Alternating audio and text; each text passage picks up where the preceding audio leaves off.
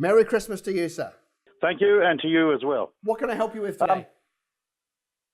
Look, I work in a very sensitive area, and it's not so much not-for-profit, but it's low profit. I work in suicide prevention education, and through our church, we provide every month one session for the public that we advertise publicly for people to come to quite cheaply.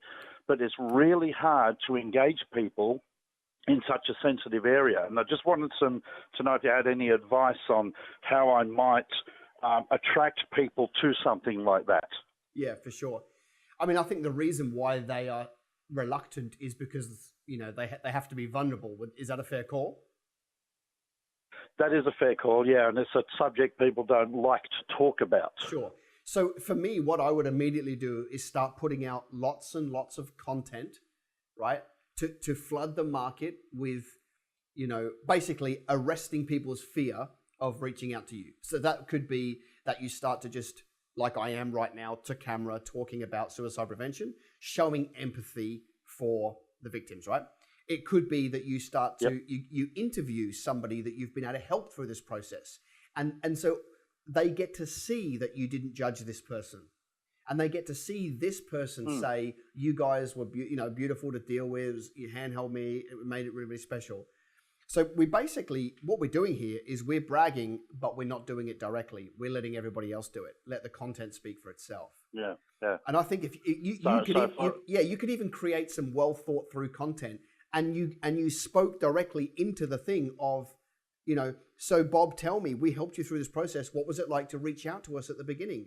And they'll be like, it was really hard, but what I learned was you guys really care. And so you could basically create the outcome you want and flood that into the marketplace, and people get to see it. Okay. Yep. Okay. So I'll go with the content idea, because that's what I haven't done a lot of yet.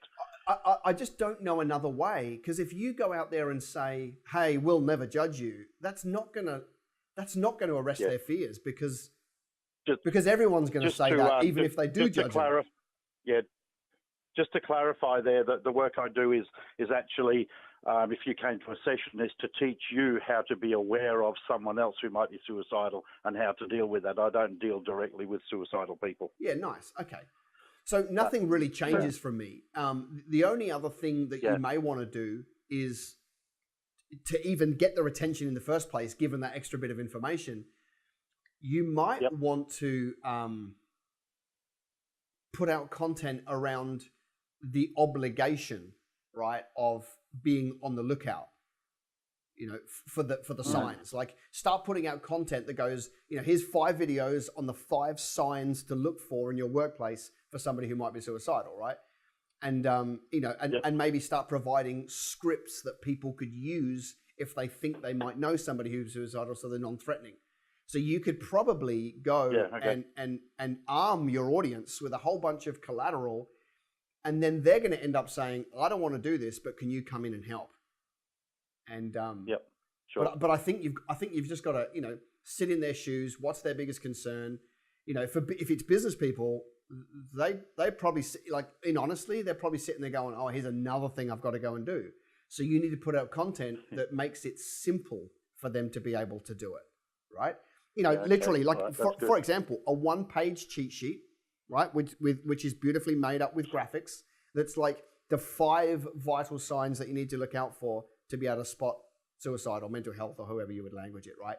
And then say to people, hey, listen, if you like what I'm talking about and you would like a copy of this sheet, go to this website, put in your name and address, and I'll email it to you, right? And now you build a database. I collect an email database. Yeah. And then you just email it to them, or you get a physical one and you post it to them, whatever you want to do. But I think if you start putting out content for long enough, you'll get the ear of the prospects, and then you could ask them to come and download something. And as long as it's a valuable resource, they'll do it. You know, I think, as a complete side note, Brian, I think the world needs to become really smart in this area. You know, suicide. In the last 5 weeks, I've lost one of my dearest friends to suicide, and there were signs. And I've also got clients who are like, you know, out of my last 10 hires, 4 of our people were on prescription drugs for depression and anxiety. It's like, it's a really big thing. And I think as business owners, we do have an obligation. And all I'm trying to do here is affirm you that You need to go tell the world, because if we can have the tools to be able to spot it, we can save lives, and that's only ever a good thing.